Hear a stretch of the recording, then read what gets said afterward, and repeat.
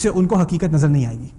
اور اس پردے سے مراد کچھ اور چیزیں بھی ہیں جس کی تفسیر کچھ علماء نے کچھ انوکھے طریقے سے کی ہے سیرت کو سامنے نظر رکھتے مد نظر رکھتے ہوئے. تراہم مثلیہم رأی العین، سورہ آل عمران میں جب دشمن نے مسلمانوں کی فوج کو دیکھا تو وہ اس کو دگنے نظر آنے لگے. تھے دگنے نہیں لیکن اس کو دگنے نظر آنے لگے. رسول صلی اللہ علیہ وسلم جب مکے سے نکلے ہیں، جب مکے والوں کے درمیان میں سے گزر کے نکلے ہیں، کسی کو نظر نہیں آئے، درمیان میں سے گزر کے نکلے ہیں. کیا تھا ان کی آنکھوں پر؟ پردہ تھا، ایک طرح کا پردہ جو ان کو جو چیز اللہ تعالیٰ اب ان کو نہیں دکھانا چاہتا وہ نہیں دیکھیں گے، اب انہیں نظر ہی نہیں آئے گی چیز.